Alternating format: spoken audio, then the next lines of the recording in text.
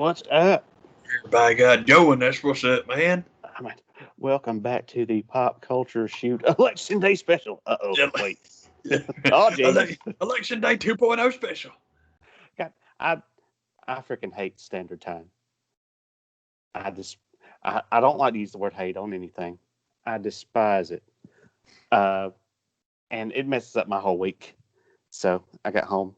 It's time to do the show the other night. And I'm like waking up in the middle of the night, like, oh, yeah, let's go. Oh, wait a minute. So, same thing on the election day. I could just see, coming to report the news. Like, uh-oh, that was yesterday. Dude, I can dig it, man. Anytime we change the clocks, I'm like, oh, my Lord. It just seems so unnecessary. God dang it. I don't know why we waste our time, man. I honestly, my system, and I've probably told anybody that will listen or has listened to this before, I just better to lose in an hour than I do gaining. I don't know why. It messes me up for about a week. My sleep schedule will be royally screwed. But losing an hour, I'm messed up for about a few days, and I'll be good. I'm like that with, excuse me, anytime I get shorted sleep, the next day's fine. And I'll make it up the day after that, and we're good. We're totally cruising after that. But yeah, man, it's like gaining it. Like, oh, what? Oh man, extra sleep. God dang, this is great, man.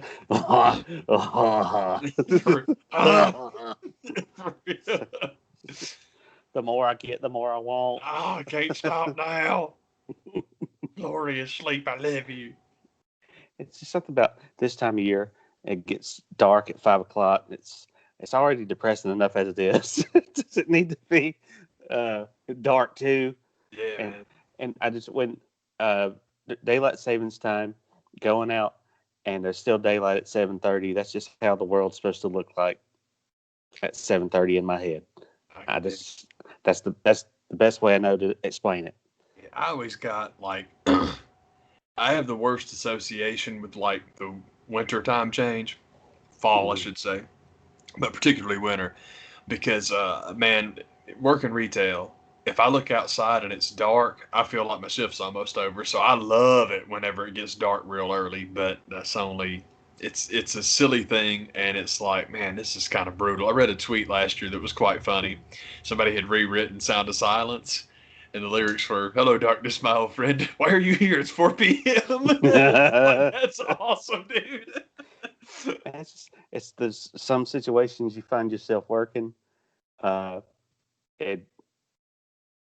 It's not often, but there's industries that I worked in at that time of year. You get there, it's dark. When you leave, it's about to be dark. So it's like, oh God. Yeah, dude, seriously, man. It's just, oh crap. It's just that weird association. Like, okay, if it's dark outside, I'm on the downhill drag, and it's not true. But these days, it's like, oh, it's just pretty depressing. And also, everybody I know hates it, man. It gets dark so early. I love sundown because I hate sunshine. But man, I feel bad for my people, man. It's like, God dang, dark at 4:45. I get used to it. But, this first couple weeks, it's kind of like, all right. Fine. It's just what it is. Where's my bottle of booze? Right home. Hooch it up at 4. Look away, John Q. Policeman. It's all good. I've made it through the time change and went out and got my discount Halloween candy, so I'll be fine. That I can dig. I have not hit Halloween candy at all, man. I hadn't even thought about that. That's a huge mistake. I need to go get me some Tootsie Rolls, man. They got Rolos at the Target. Man. I was still scared to buy them, though, because there were the mini Rolos, and I was scared. I was like, are they going to be still wrapped? Yeah, I can see that. Or are they going to be loose? And I'm like, man, just give me the Twix, and I'll have a caramel and a crunch. The Cookie Crunch. In the first place. Yeah, Twix is pretty dang yummy. That's a good choice, man. Coming home Halloween night, you never know what to prepare for. I was certain that we wouldn't have anybody, just considering what's going on top of the fact that we don't ever get trick-or-treaters. But still, this felt like oh, I better stop and get something just in case. So, as always, a good excuse to go get some paydays. So I already had those going for me. I hadn't even made it through those, so I already got some more Twix and Snickers and uh, something else. But I'm loaded down. Yeah, man. I can dig it. Yeah. I really need to get some Tootsie Rolls, man. Tootsie Rolls have Mhm. become like my favorite. I shouldn't say my favorite candy. Starburst are probably still my absolute favorite candy. But I love Mhm. Tootsie Rolls. And I like fruity Tootsie Rolls. And my buddy and Yeah. I have a conversation all the time because she buys the fruity Tootsie Rolls despite she has an issue with there being vanilla Tootsie Rolls in fruit, and she's got a good point. Vanilla's not a fruit, but I love vanilla Tootsie Rolls. So the thing is, I'll just take all those and I'll decontaminate the fruit bag, and everything works out great. But she's right, vanilla's not a fruit. I'm always leery of that. There's those mixed bags of candy. Anytime you put chocolate in with a fruit candy, that's dangerous. You're playing a dangerous game. Gonna And I would merge, be afraid buddy. that the vanilla would do the same thing. Ah, they're, Kind of take on some of the flavors. they're Tootsie Rolls. They've got like the individual Yeah, indestructible wrapping. That's all good. yeah. Yeah, man, And those things are good. And the only thing better, you take vanilla Tootsie Rolls and eat them alongside the chocolate ones. They are fantastic. If you just eat them together, oh God. it's it's you always have to factor that in because even and why some of the candy companies even still do it, knowing what's going to happen. There's always that Starburst, Twizzler, Jolly Rancher bag that throws in uh, some like Nestle Crunch or something like Yeah. that, and you're just like, Ah! over time, that Nestle Crunch is going to taste like Twizzler. Yeah, just let me get a fruit bag, man. I can do a You bag know, of fruit candy. so just leave it be. Yeah, man. Mars, M&M Mars. Yeah, you jerks. Yeah, man, that's messed up. I can't believe I hadn't thought about Halloween candy. I gotta go buy some now. But now I'm It's talking about Starburst, and I'm like, yep, that's what you need. yeah, but man, my Tootsie Roll thing is the Tootsie Roll Pop, and I don't. There were a bunch of those out today, but they're the minis. You can't get the big ones hardly anymore.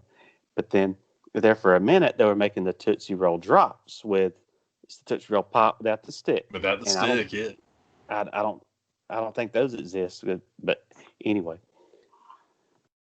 that's the peeling back too much Oh man, candy candy addiction. candy lowdown's fun, man. I like discussing the candy lowdown. I if you no, I think we just. I'm sorry, we already discussed that. I was gonna there's ask about there's still plenty of candy corn out there. All the candy corn you can cram up turns is out out there and ready to get. yeah, I learned the other day that Skip Bayless is a candy corn guy, and I'm like, that's all I needed to know, man. That sounds about right. It all makes sense now. I'm like, yep, that makes sense. You're the one person on Earth. Candy corn is like the cup of eggnog at Christmas, the dyed hard boiled egg at Easter, one handful a year, and I'm done. Uh, and it's just a nice little reminder to be like, oh yeah, this is still as terrible as I remember. Yeah, man. I'm horrible about on the subject of eggnog. I love eggnog, but oh my God, it's to your point. You get the little cup of eggnog and put about that much in it, and you drink it, and you good, and you stop because it's Yeah, delicious. But man, you get any more than that, and it's like, oh boy, gonna have a bad night. oh God, I'm just gonna crack the bottom of the toilet. I think that's Ron Swanson's line when they get food poisoning. I think I Yeah. cracked the bottom of the toilet. I had somebody knew. It's just been a few years ago. That is somebody close to my age. It got to be Christmas time. I've never had eggnog, and I had to explain to her like, well, "Do you want to know what it is? Have you ever licked the egg beaters? Yeah, It's a cup of that. that's pretty much what it Have you is, man. ever been mixing a cake and mom lets you lick the beaters? It's a cup of that, and the eggnog that I grew up drinking was not the eggnog of yesteryear when you had to put a whole bottle of hooch in it to keep it from killing your ass. That's right. We had the anti-salmonella back in the day was bourbon. That's what we put in that stuff. Well, you just it needs some brown liquor. Oh, you can't eat them raw eggs like Rocky. He's a liar. Yeah. Makes you wonder, like, as whoever invented that drink, as they're mixing it, like, I probably shouldn't be doing this. What am I gonna do? I like the idea of like mix up a little jar of not a jar. Oh man, what is it? Like the punch bowl of eggnog. You're like, oh man, I don't know, man. So you just start drinking whiskey to get your courage up to try your new concoction. We get the ratio right. I gotta get I need to be properly loaded to drink this. Day 2. Well, let me come back. I don't know, man. I'm still not feeling drinking uncooked eggs for dessert. Let me get a little more of that, another shot of that. So, what's that? Day 3. Let's do this. Billy Madison or one of those movies? Like, my calculations are correct. This will make dry ice. Now, is Joe Dirt. My calculations are correct. This will make dry ice. Oh no, poison gas. Man, Joe Dirt, I ain't seen that in a minute. I need to watch that again, man. Joe's good. Joe was good the last time I saw it, anyway. Man, back in the what the hell was it on Crackle days? There's a Joe Dirt sequel. Yeah, I made it about 2 scenes into it. I was like, let's turn on the OG. Man, I'm with there's certain movies, man. I'm like, I'm just never gonna know. I'll just watch the original. That's what I should have done with both Bill and Ted sequels. But I think we talked about that a little bit, man. So if we discussed it on here, I don't mean to dredge up Bill and Ted 3 again. But I don't think we did. Oh man, let's have a review. Oh God, Bill and Ted 3. I am, in case y'all don't know, the man knows, but in case y'all don't know, I'm a massive Bill and Ted fan. I love that movie, literally singular, because I didn't like the sequel. But I love that movie. I still watch it all the time. I think it's great. It's actually right over there. I can see it from here. Sequel wasn't my thing. Bill and Ted 3 didn't look like my thing. I was glad that they did it, and it was all like, yeah, man, if we get the band back together and have a nice little romp, that's okay. Why not, man? And I got thinking about it, and I'm like, well, it's either going to be as bad as you think it is, or there's going to be something cool in it. There'll be something in that script that's like, yeah. It made it all. It made the bogus journey make sense. Yeah, and that's the thing is when they got death shoehorned back in there, it's like, God, you had to remind people that exist. Anyhow, it was not good. It really wasn't good in my opinion, but there is one thing in it, and it's not in the script like I was thinking it would be. It's actually just in the casting. But you will remember, if you've seen Bogus Journey, that ZZ Top, Bill, and Ted that come back from the future have their kids with them, and they've named their kids after each other. Well, the screenplay this time around, I can't remember their names at all. I think it's Wilhelmina and Theodora, I think are their names. So it's like Bill's daughter, Theodora, is Bill's daughter. Ted's daughter is Wilhelmina or whatever her name is, whatever variation of Bill. And I don't know where in the hell they found the actress. And I was told point blank that this girl is worth watching the movie for. And it's not that she's just doing your standard typical dude, or your standard typical Keanu, whoa, impression. She like studied Bill and Ted. Her ability to mimic Keanu Reeves in that first movie is incredible. I mean, the movie is really not good, but it's worth watching once because that kid is amazing. She does such a good job. It's worth seeing once. I couldn't, and I was told to watch out for it, and I was still super surprised and impressed. That was cool. So I don't mean to trash Bill and Ted 3.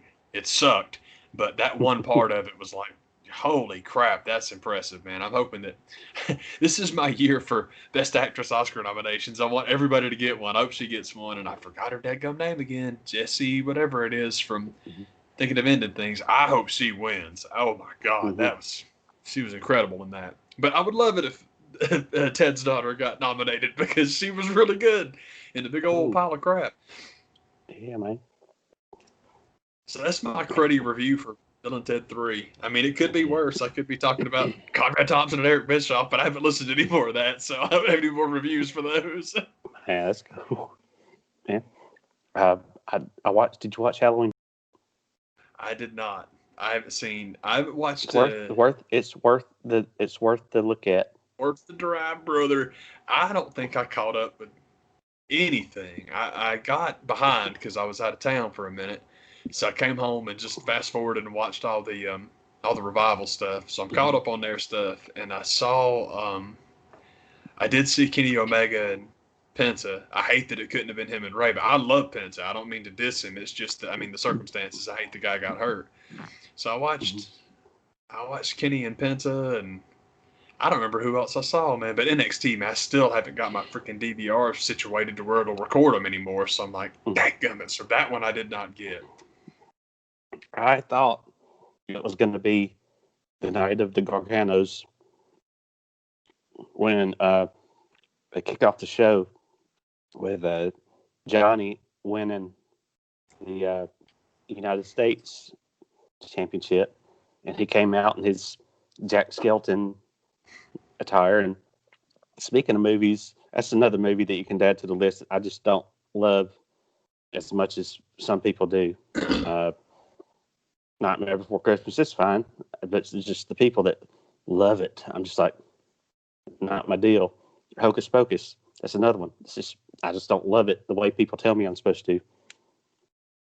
They opened the show with that, and they closed the show with Candace and Io, and I'm thinking this is going to be Candace's night, and they're going to have their husband and wife championship reign. And the moment Randy and Liz never got. That didn't happen.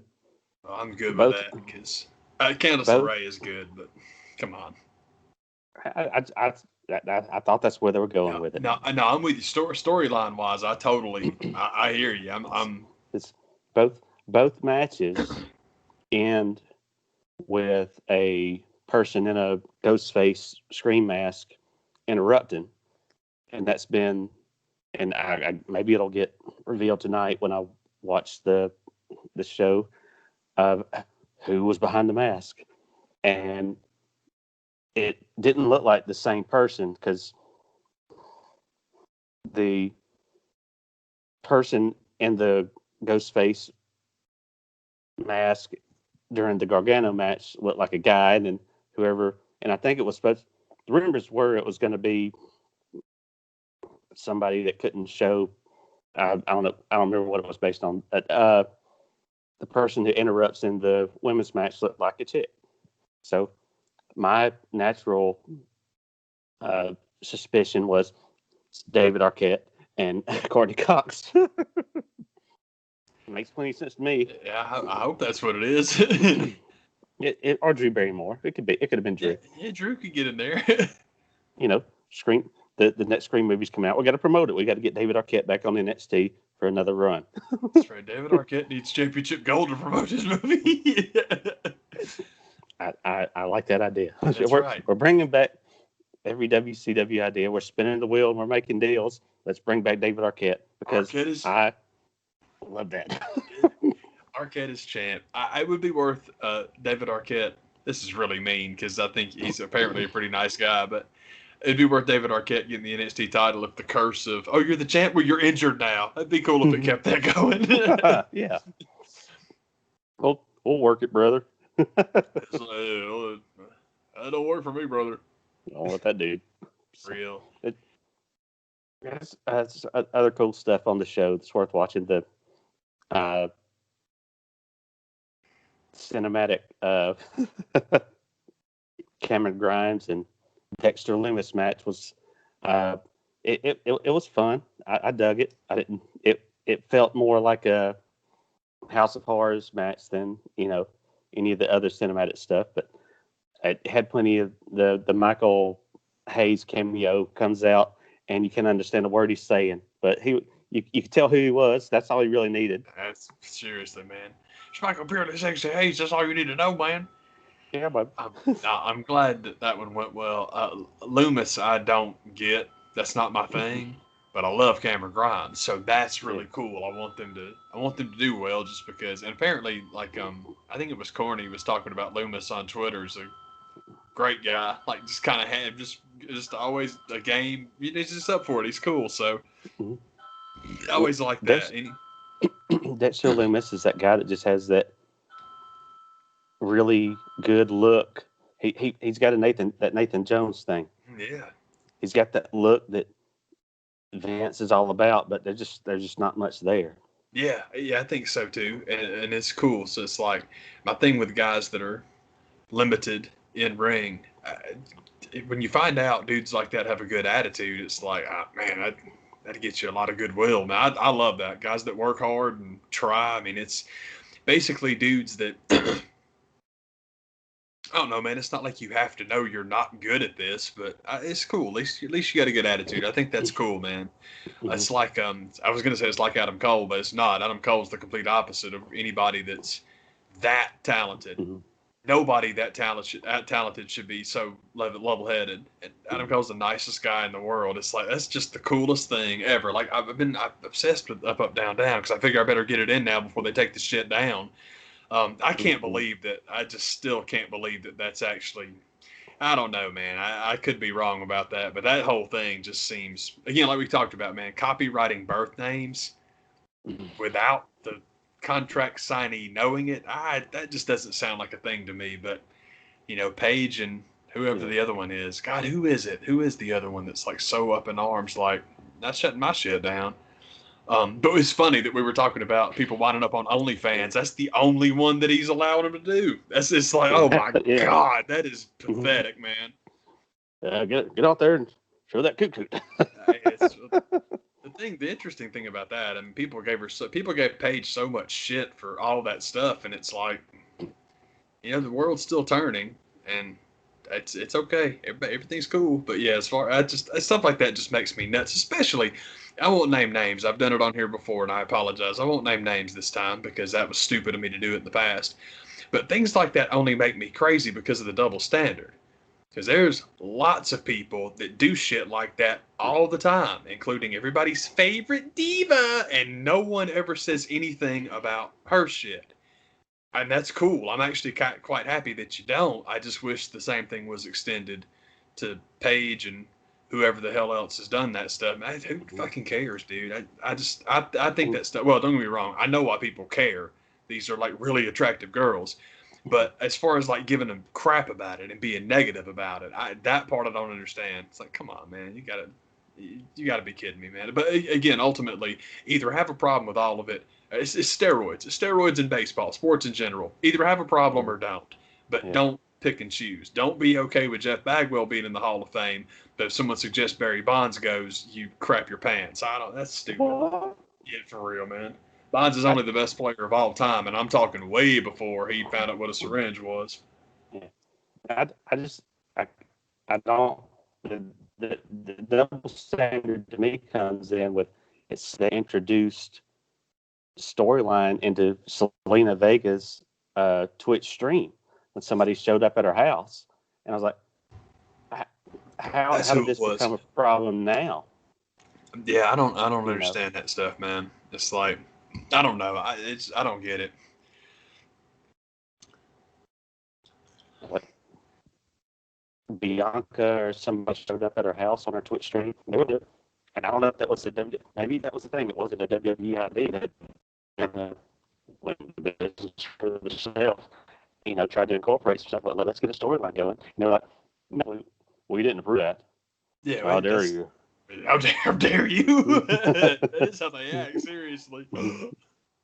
Maybe that's how Vince found out about it. What are they doing? What's Twitch? What are they doing on there? Oh, I won't. They're making a profit off of my show. I gotta put a squash on this. This will not do. Yes. Vince not create. That's right. Shane, fetch my quashing pants. Yes. Vince has quashing pants. Yes. But yeah, I figure I better watch up, down while I can now. There's this one, man. This is the coolest thing. There's so much stuff on there that's cool because, like we talk about, nobody's in character. I did watch one the other day that was it's Carmella and R-Truth and oh, what the hell's his name? Rockstar Spud. I can't remember his name in NXT. Oh, Drake. Yeah, and they were in character because Truth isn't a character. That's just him, man. That's him. That's that guy. Yeah. And so Carmella and him were more real, and Carmella and Drake were kind of like doing character stuff. It's okay, but it gets annoying. Drake Maverick's annoying as shit. It's like, oh my god, but if you would just chill out and talk, this would probably be cool. And he did have one line that was funny as hell. They were playing Wheel of Fortune. And I swear to God, like I think his first 3 spins in the second game they play, he winds up on bankrupt like 3 times in a row. And it's all like, why is my life like this? I freaking love that. I like these super dramatic reaction to going bankrupt 3 times in a row. That cracked me up. But that was the only episode I wasn't wild about. But it's because everybody else is just up there doing them. And again, we talked about Adam Cole before. Cole's the nicest guy in the world. The other one, who is just the coolest, dorkiest in the best way, just like this would be the most awesome person in the world to hang out with and either play tabletop games or video games or just talk about this nerd shit, is freaking Shayna Baszler, man. Her and Woods get talking about Warhammer 40K, which I don't know anything about. I know what it is. I know Warhammer's tabletop, and I was like, okay, cool, we'll check that out. That's cool, man. And dude, she like, he flips the switch. As soon as he says Warhammer, dude, she's in. It is so cool. People enjoy shit like that because the stuff that I get dorky about, I know how much I enjoy it. So even if it's something I know nothing about, which Warhammer definitely counts as something I don't know qualifies as something I don't know anything about. And man, she's like so geeking out on it. It is the coolest thing in the world. I love that video. But they're playing Contra. It's just the two of them. And they're playing old school 8-bit Contra. So if you want to check that video out, it's easy to find. But man, it is so cool. Like, god dang, that's awesome. But she's basically making the pitch for the people that do Warhammer to like put her in the game. And Woods is like, come on, guys. You know, who would be better as a space marine than her? It's a good point, man. Like, dude, that would be so awesome. Yeah. So, man. Well, that's pretty much, man, my review of the Halloween Havoc show is like, go watch it. Yeah, man, check that. The stage was awesome. And they did all the stuff that everybody wanted them to do. Is they had the Halloween Havoc inflatable pumpkin that you could tell something was up when it looked like they got it from Target, and so it's instantly slashed by Johnny. You know, it's like, we're bringing back WCW stuff, but not this much. For bringing it back to destroy it.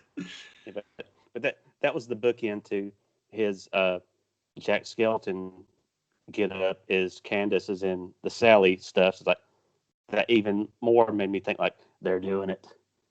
They're having them both win, and then it didn't happen. So it's like, well, okay, fine. So I guess that means he's getting called up or something. I don't know. On the subject of Sally, I think that's the character's name. I'm terrible. I've seen Nightmare Before Christmas one time, and I liked it. I really enjoyed it. It's just I've only seen it the once. But I think it's Sally. The movie's fine. It's a ton of fun. But yeah, the people that just love it. It's Tori Amos. Mm-hmm. I totally get that. Tori Amos is like that. Where Tori Amos's music is fantastic, but there are certain Tori Amos fans that are. Mm-hmm. Ooh, I understand what you mean. The full court. There's nothing else. Yeah, the full court press is like, man, I'm suffocating over here, and I get it because I'm like that about certain stuff. So I try not to criticize people too hard, but I understand what you mean. It's all like, oh, this is cool, but my buddy Aaron's like that about The Cure, man. It's not the music, it's the freaking fans. They drive him nuts. So I'm like, I can dig that. I understand that. Yeah. But Ruby Riott, one of her latest episodes is her doing her Halloween costume. That was sweet. That was unbelievable. I couldn't believe it. I can't believe A, that you can do this, and B, it's the first time you trying something like this. I was very impressed. That junk just kicked me right in the butt. She's got some balls with the stuff that she tries on her show. Yeah, and it's any type of makeup tutorial. Like anybody that can do it and make it look that good, like. I'm there. I'll Yeah, I'm the same way. That stuff's impressive to me, man. I couldn't imagine ever. I just think it's cool. I think it's real cool, but especially like the pictures she shows off with the girl that inspired her to do it are absolutely amazing. But then she starts ripping up the cotton balls and like laying them out, and it's all like, man, this is going to be interesting. And then it is interesting, and then it goes from interesting to like, I saw what you did, and I still can't believe what I'm seeing. It's like you've done this very nice step Yeah, by step tutorial. I know what that is, and it's still amazing. It's like just but part of it is we've talked yeah. about it. Part of most of the stuff on It's her like channel some. is. I I just, interrupted you. I'm sorry, brother. no, I think I think we're saying the same thing where it's kind of like it feels like it goes from this when Bob Ross or somebody like that was making this painting. How do you make it look like that? Did I miss something? How did you get from this to that? There's so many times that Bob Ross will have a nice painting going and it's all nice and good. And he's like, let's put a little shade here. And he'll just throw that little glob of black up. And you're like, what the hell? And 4 minutes What? later, it's exactly what you're saying. It's like, man, I just sat here and watched this and I can't believe it. I Mm-hmm. don't, I sat here and watched this. I know how you did it. Yeah, yeah. It's So like magic. there's no way. There's there's no way I could compete with that. No, dude, man, seriously. You can't compete with that. But watching her makeup, it's kind of like it starts going. You're kind of like, I don't know if this is gonna work out. Then it looks awesome. It was crazy because you get like to the end and I'm like, man, this is looking real good. And it's right about that time I love it because when I watched it the first time, I'm like, holy crap, that looks good. And it's right about that time in the video. She's like, man, y'all, I'm really pleased with this. And I love that. I'm like, oh, good. I'm glad that you're happy with it because I'm happy with it. And it's right before she does the wig. So then you get the stills of her with the wig on, man, and her like closing her eyes to show you what she's actually drawn on. It's like, oh my God, it's so impressive. But part of it, like we were saying, um, anything on that channel is worth watching because, like I was saying about Shayna Baszler, seems like one of the most solid hangs in the world. Potentially this side of Ruby Riott. Ruby Riott seems like the coolest cat. She's just cool. She's just cool as hell. That's another good up, down, down is the Riott Squad reunion because all three of them together are just great. It's too good, man. And on the subject of like and I hope that when I say dork and nerd and things like that, they come across as the terms of endearment that I mean them to Yeah. be, because I mean that stuff complimentary. Sarah Logan's the biggest dork on this planet. She is just awesome because that is somebody. Sarah Logan is that most unique and particular type of cool where it has never ever occurred to her to even notice what's cool. She does exactly what she wants to do anytime she wants to, comments on it, laughs about it. It's what people think confidence is versus what it actually is. It's like the most confident people on earth, they don't think about it. It's not, you Yeah. don't have to be aloof or cool or pretend to be above it. It's not like that at all, man. If I like it, I like it. And if I think it's funny, I laugh.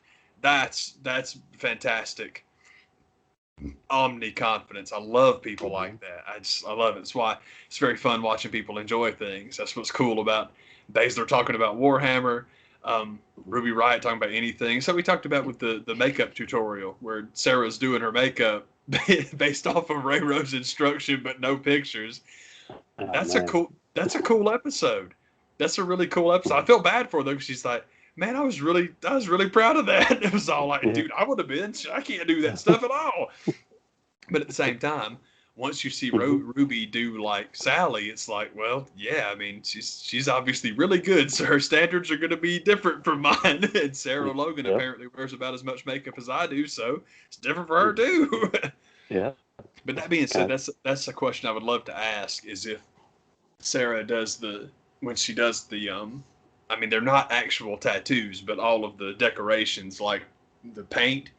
I wonder if she does. I would love to know if she did that herself, man. Because I'm like, now that is those look so cool, especially the chin. I'm like, dude, if she went and got that inked over, I wouldn't blame her. That is great looking, man. It's it's tight stuff to watch. Yeah, dude. Oh man, there's a lot of I'm very much hoping that the YouTube ban never happens because there's a lot of people on there. And I feel bad about the Twitch stuff, man, because you make money off of that. But at the same time, I'm selfish, and as long as I can keep watching my stuff on YouTube, I'm gonna be happy. Heck yeah. I, I think as far as the up down stuff, I think that must be safe because at one time they were putting at least a version of that on the network. So I think they kind of have a hand in that enough to where you don't have to worry about it. Yeah, it feels safe, which is I'm happy about. Yeah, it would hurt more of a rumbling from that's a big fan base. I think you're right. That's a good point, man. Because it's definitely if all of us that like that start belly aching, you'll hear it. You're exactly right. I'm going to be causing some problems. That's bullshit, Larry David. Going to Stanford tomorrow. For real. Why? Let's talk about this food. Yeah. Heck yeah, man. You smell like a bunch of stanky old Bojangles sausage biscuits. Biscuits. It's bowl mess.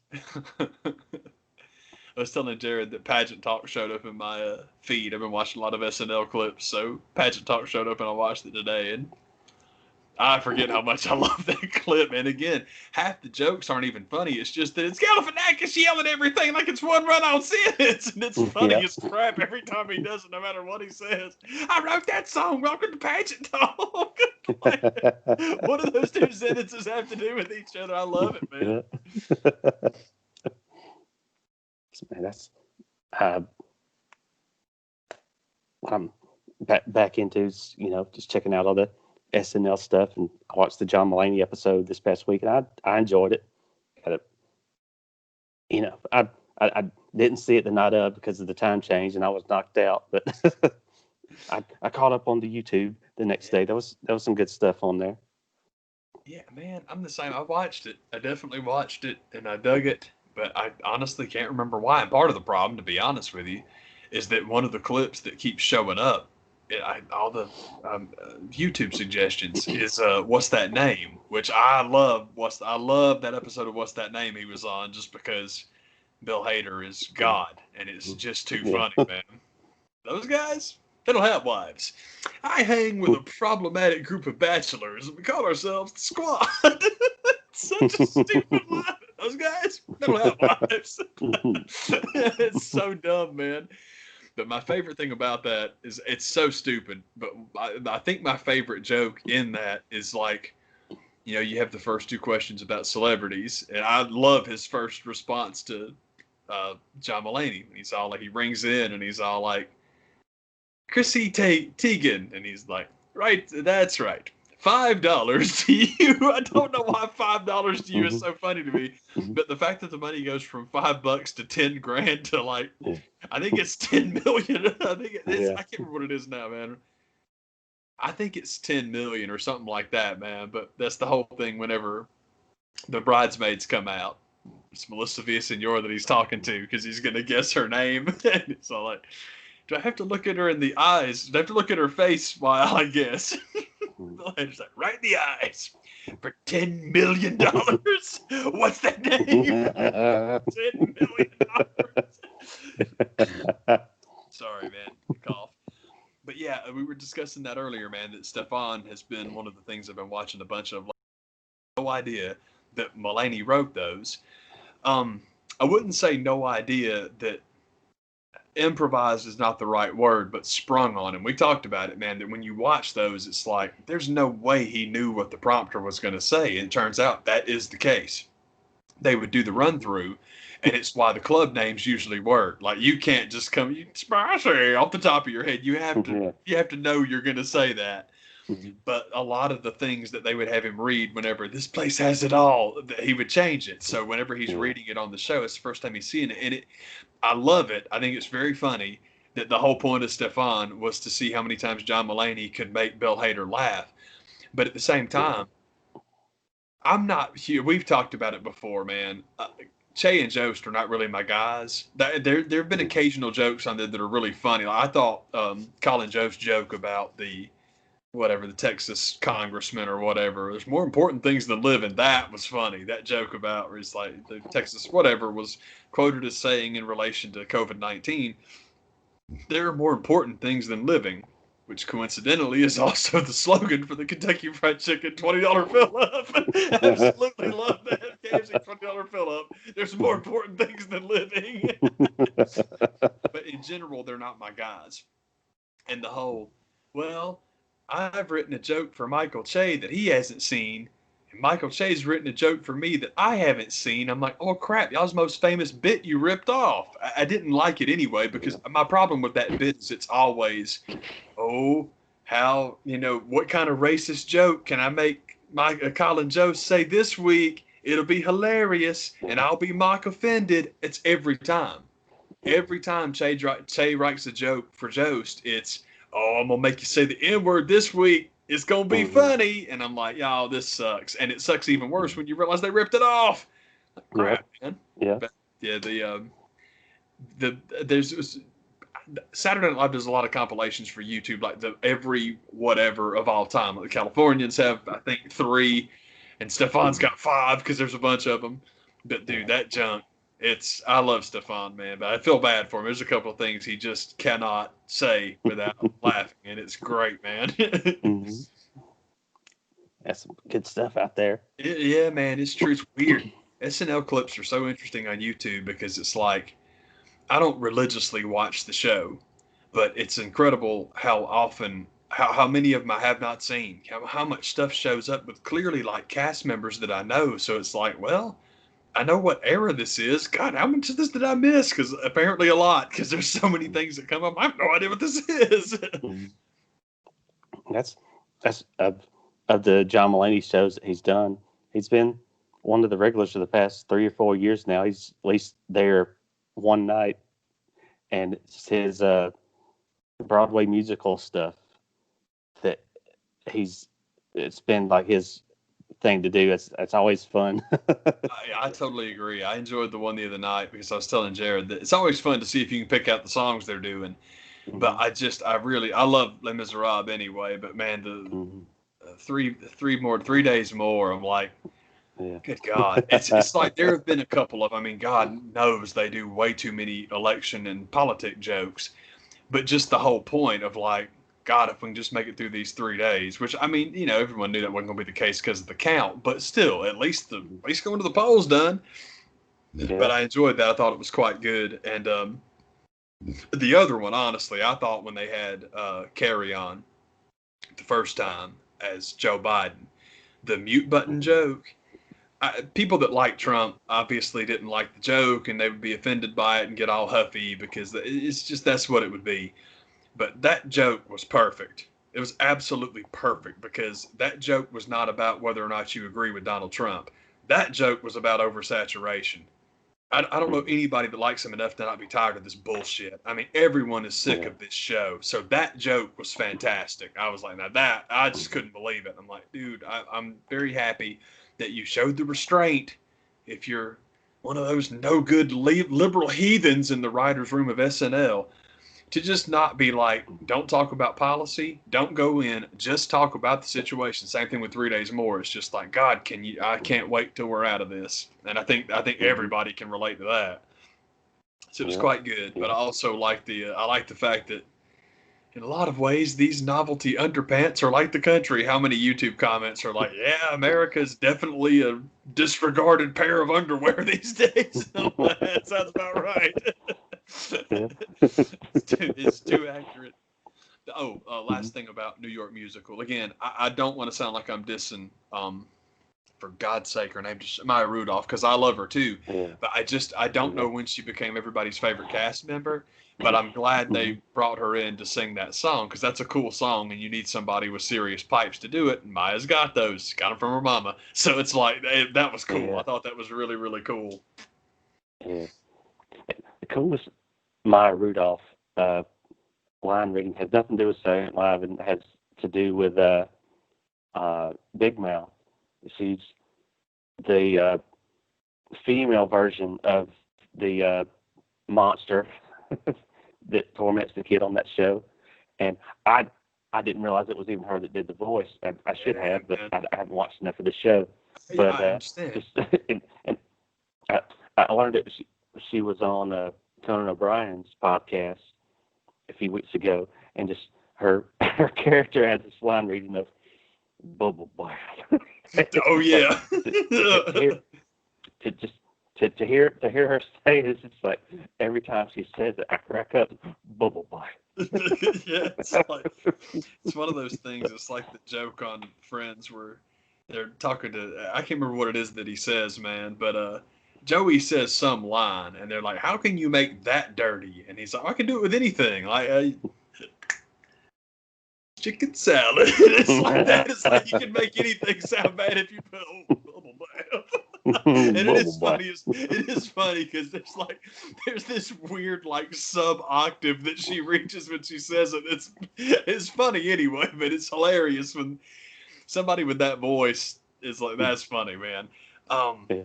I need to look this up real quick. I can keep talking to you, but I just That's want all to good. see. I want to see what it is because I think I remember, but I've got the wrong. Sorry, I've got the wrong song stuck in my head right now, so I need to look this up real quick because I wanted to discuss my favorite Maya Rudolph moment of all time, and because it's always fun to talk about that stuff. Come on, you. There we go. What are you? Man, you guys stink. They stink. I'm telling y'all. I'll find it. I'm sorry, y'all. Okay. Google's didn't let me down. Oh. You know what I'm gonna need to make me feel better? I need to go run myself a bubble bath. Bubble bath.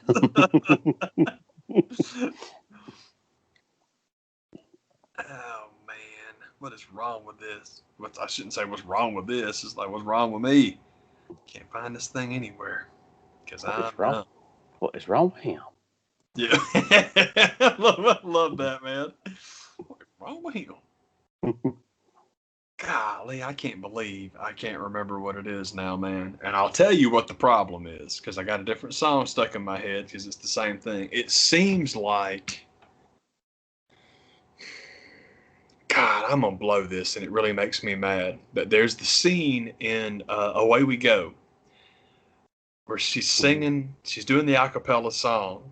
I can't believe I don't remember what song she's singing, but it's fantastic. That is my favorite. I still have a copy of that movie just so I can watch that scene, and obviously I haven't done it in a while because I can't remember what song she's doing, and it's messing me up because I have a different song in mind, and I'll tell you what the different song in mind is. Away We Go, and 500 Days of Summer. I always got those movies mixed up. So Yeah, because the cover it's been so boxes. long.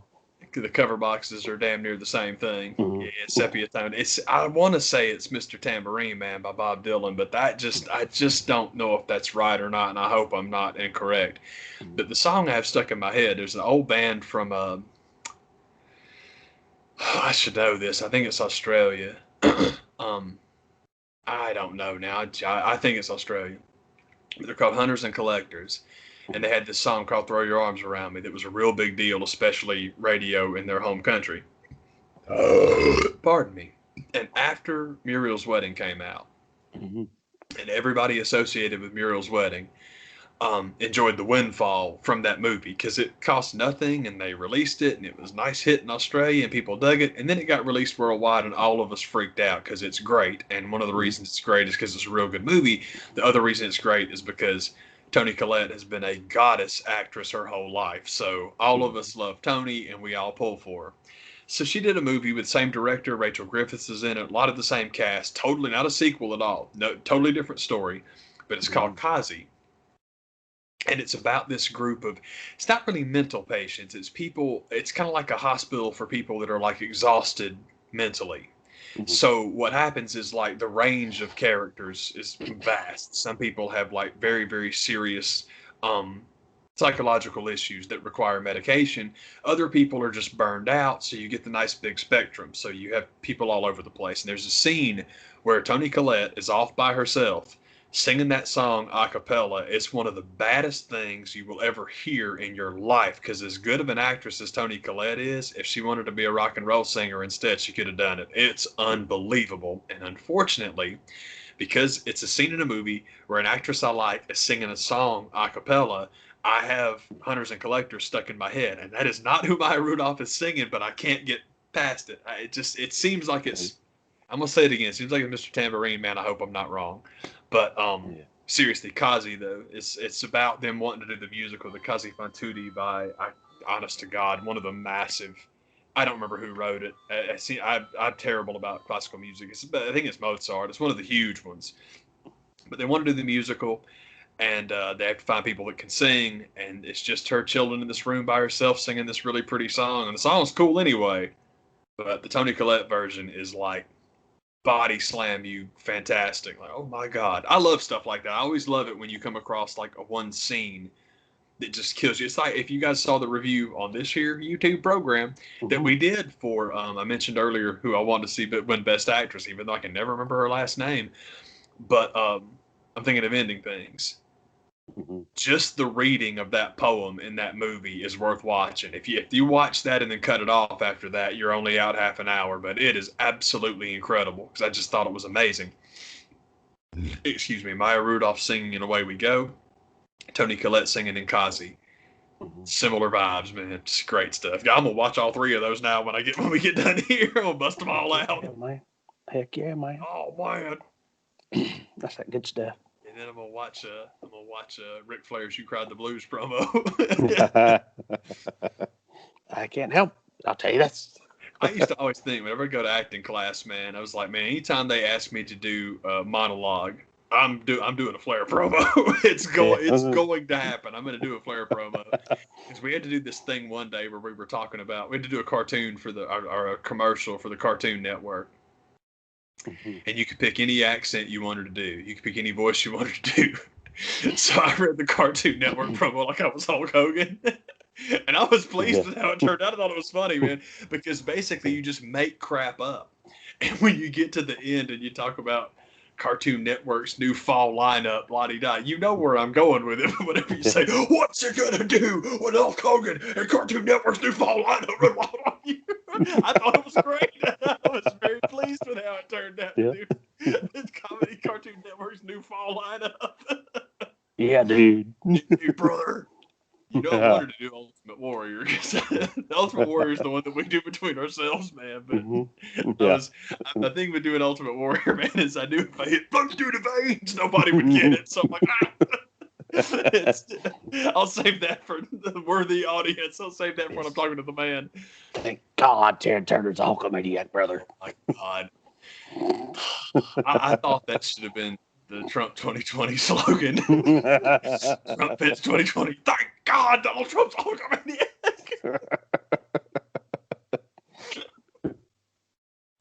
Landslide re-election if he gets Hulk to do his commercial for it. Trump comes out on the stage. I was thinking, speaking of Donald Trump and pro wrestling, I was thinking today about the tweet of it was him and Linda's family. I'm pretty sure that was after the initial inauguration. I think they were just doing family pictures with all the cabinet members. So it's the one of him and Vince and Linda and Shane and Stephanie and all the kids and Hunter and all that. I love that about the percentage of people in that picture that have been stone cold stunned, including the president. Man, that's hilarious. 80% of the people in this photo have been stunned by Stone Cold Steve Austin. Including the president. That's the funniest thing. And it's hilarious, too, because if you actually count the number of people in the picture, the percentage really does accurately represent all the adults. So it's like all of them. It's like, dude, they actually took time to do the math on this. It's even funnier. I got them all. It's going to be 100 by the time I'm done. Damn kids are legal, man. You better watch out. Yeah. Real. If real earth to you. Crashes through the Oval Office like, y'all get away from that. Y'all get out of this. That would be awesome. He shows up to all the McMahon, shows up to all the McMahon children's 18th birthday so he can stun them. Pops out of the cake, hits him with the stunner. Where are you going? It runs out the door. Happy 2016. On the subject of Happy 316 from Stone Cold. I don't even know why I'm asking this, man, because I'm with you. I'm not gonna watch it. But Wrestle Talk did their Full Gear preview or prediction show, and I'm like, yeah, right on, that's fun. Okay. So I don't remember all the matches. It's all good. Most of them, I shouldn't say most, because there's some good stuff on that show. I think that just personally, I know it's me, and that's okay, but it's me. So here's the deal. Dean Ambrose is a waste of Eddie Kingston. Eddie Kingston is fantastic. All he's done since he showed up is lose, and I hate it because he's going to lose again. But we'll get to that in a second. Actually, there's something that ties into that. And Eddie's great, and I think that Eddie's – I don't know, man. There's a lot of people that like Ambrose's promos, but you watch those guys together, it's not Moxley. I keep saying his name wrong. It's not Moxley. Nobody in that company can hang with Eddie Kingston. Yeah. Nobody. He's the best. So that's cool. So I'm glad Eddie's working at the top of the card. That's cool. But I think Moxley, and I hope he does. Honestly, I hope Moxley retains because I got plans for that belt. Bucks Revival. I don't understand everybody being so pissy about the build, but at the same time, this is something I don't need no build for. I've wanted this for a long time, so I don't care what they put out there. I'm going to watch it anyway and be happy. So if they're not giving people the storyline they wanted to be fully invested, man, I hear you. It's cool. Because I wouldn't know because I'm just a complete mark for this shit. But I hear you. And that's cool. But I hope Revival retains. I think that the stipulation the Young Bucks won't challenge for the belts is stupid because you already did that with Cody. But It's all good, man. Sorry. On the subject of Cody, I really hope that Darby wins the TV title. It's stupid. I know it's dumb because they just gave it back to Cody, but I'm like, I kind of want that belt to get hot potatoed around a little bit. I just do. I think that it should bounce from guy to guy to guy until MJF gets it. Because people keep saying, MJF needs to be the world champ. Nope, you're wrong. You're wrong. MJF does not need to be the world champ. We'll get to that in a second. I'm sorry. I do have plans for that title. I don't even remember who Hikaru Shida is wrestling, which is really sad and pathetic, but it's true. I can't believe that all the stuff with Thunder Rosa just fell apart. Nia Rose? That's what I was thinking. I just want to call her Nia Jax. I understand. I understand. I do that a lot. It's like Nia Rose and Nyla Jax. I do it to both of them. I'm like, damn it. But I think you're right. I think that is who it is. I hope Sheeta retains. I just, I'm hoping they can get that division up and running and doing something. I think what that division needs is a big free agent signing. And I don't mean to go steal somebody from WWE. But it's just, I thought them missing out on Emma was huge. But it's weird. You don't have to raid WWE because it don't matter. You're not going to catch them. But Impact lapping you is the problem. Impact beating you to all the free agent women. That's the problem. They got Tessa. They got Jordan Grace. It's like, man, there's another one. What the heck's her name? Emma. I can't remember. Dashwood. Tennille Dashwood. It's like, y'all. Yeah. You got to go get somebody, darn. Excuse me, but I think we're about to get to the point because that's the whole thing was like, well, the AEW's women's division is so terrible. No, the AEW women's division has been on hold waiting for Britt Baker to get back to where she could wrestle because they have handed that division to her. They want her to be the girl. So I guess they're hoping that Adam Cole is going to get pissed off not getting called up and they can sign him away too. But I don't know, man. Adam Cole, I think, would be a star anywhere. But like we talked about, man, when the first time you see that guy, it's like, this guy. WWE signs everybody. They shouldn't, but they do. Adam Cole is a guy that could be a star there for what they like, for the style they like to work, man. This guy'd be great there. So I think if you're putting your eggs in we can lure Adam Cole away basket, I don't think you can. Maybe you can, but I don't think you can. I would like Adam Cole to stay in WWE, and hopefully that could be the bridge that gets everybody doing super shows once a year, and all of us would be just ecstatic. But I know that's pie in the sky junk, but still. Anyway, I got sidetracked. Sammy Guevara, Matt Hardy, couldn't care less. I don't like Sammy Guevara anyway. I'm tired of these two guys getting injured, so I'm hoping they just survive and move the hell on. I thought the last match should have been the ending. For the love of God, let this be the ending. When they tried to fan the flames of that rivalry, I was like, I rolled everybody did. Like, why? I totally agree. I'm like, everybody's done with this. I completely agree with you, man. It's like y'all need to just let this one go, man. It's the thing that no one ever talks about with AEW. AEW fans, because it's the thing that makes Cornette crazy. I don't know if we've talked about this or not, but my amateur psychiatric evaluation of Jim Cornette is that his biggest problem is that people always talk about it with their favorite band. It's like that band that used to be your thing ain't your thing anymore. It's like that, but it's bigger. Cornette is from an era in wrestling where, Mark is not a term of endearment. It ain't. It's not. Circus folk don't like you.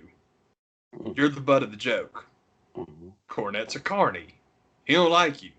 You're the butt of the joke. And what the problem I've got with him is he won't assess. He wants it to be the Young Bucks and Kenny Omega. Oh, they want to be friends with all the fans. They want the fans to be in with the boys. It's like, no, your boy Vince ruined that. Because Vince point blank said, yeah, we're making fun of you idiots.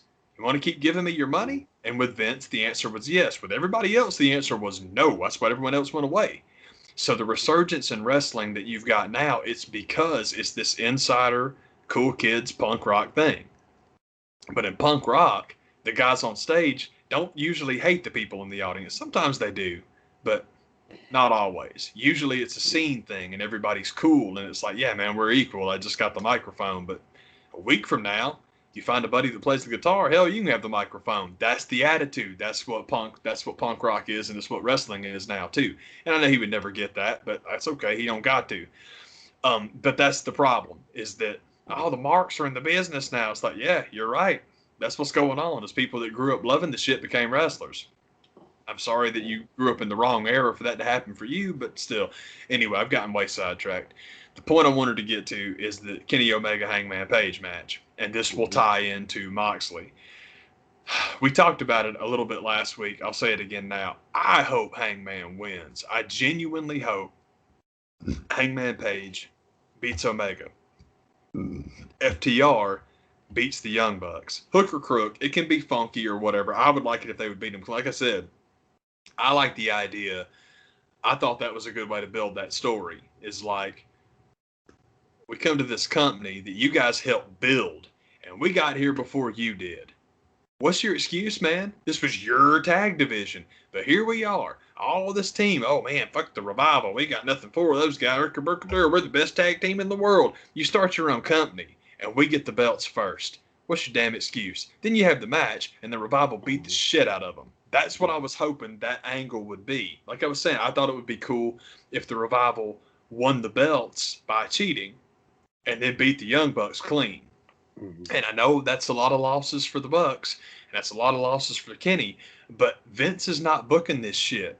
They are long term. They've already shown you these guys, they plan ahead. So I was hoping for eventually getting a super crazy, over the top, elite reunion.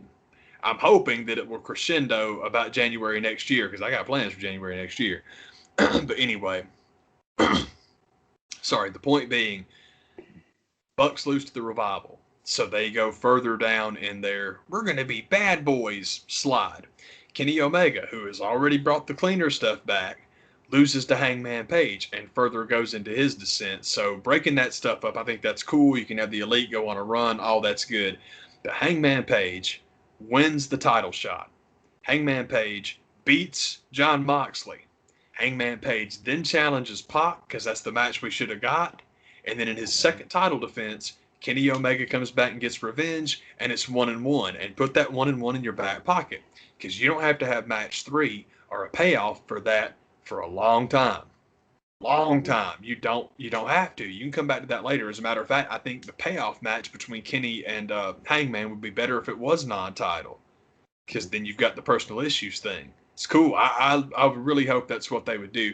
But my whole thing about the Elite, just the Elite, not the Bullet Club, not Cody, the Elite, those 3 guys, getting those guys back over for next January, because AEW New Japan is going to happen. It is going to happen. So get them ready, because next January, AEW champion Kenny Omega versus IWGP champion Kota Ibushi. Let's get it on, man. I'm telling you, I would love it. I would absolutely love that. So I'm hoping that we can see that.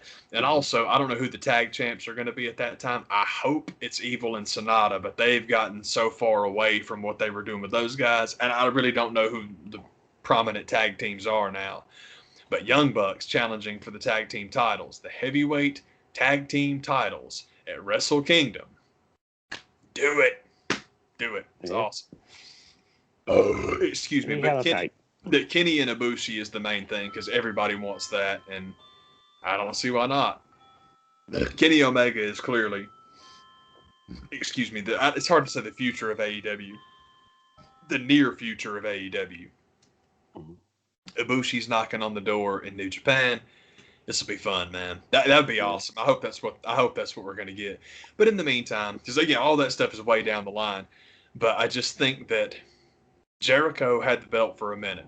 Moxley's had the belt for a year. Your next guy needs to lose it pretty quick. Hangman having a championship run is good. He won the belt. That's cool. But winning the title the first time and dropping it, man, you're talking NWA shit now. There's always nobody get the belt once and keep it for 9 years. You get it, and then Kenny beats you for it. And then Kenny goes on a nice long run, and then whoever you want to give it to next, you give it to next, man. It's cool. Be cool if Kota Ibushi won the darn thing. Now that would be it. Ooh, what if Kota Ibushi won the AEW championship, and then Hangman Page beat him? That would be very interesting, because then it's all like, that's fantastic. You know, you went and avenged my loss, but you still can't beat me, Adam. And then there you go. You got Paige and Kenny off and running. Oh man, that could be neat. Again, I said I didn't want. I said I wanted the third match to not be for the title, but maybe I was wrong. Maybe I do. On second thought, maybe I do. I think that Kenny Omega and Hangman Page should be for the IWGP Tag Team titles. No, I got all the belts. I beat them. Yeah.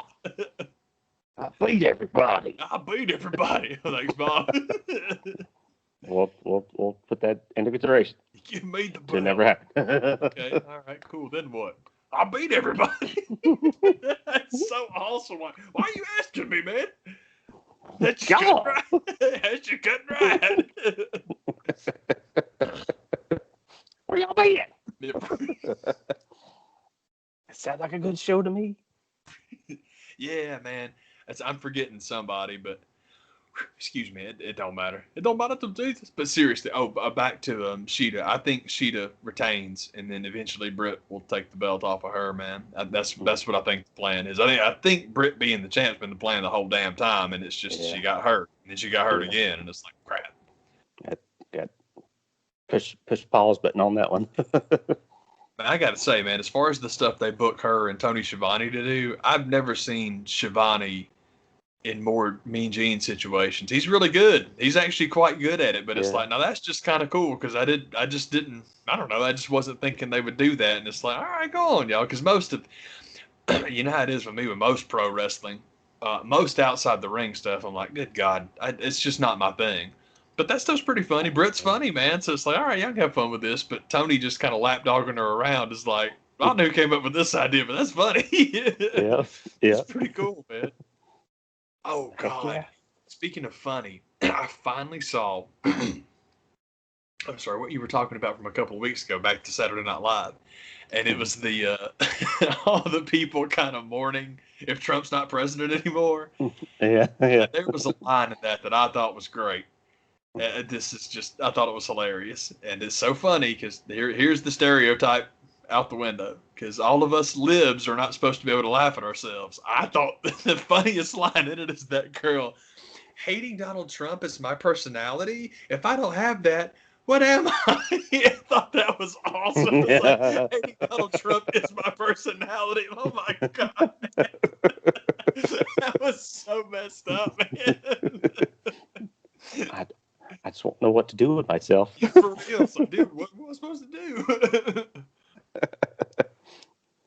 They come back around to, you're still going to be able to do that money. Don't you worry. Yeah, I did like he's not going anywhere. Yeah. Excuse me. Heck yeah, man. Dude, that's what's up. That is exactly what's up, man.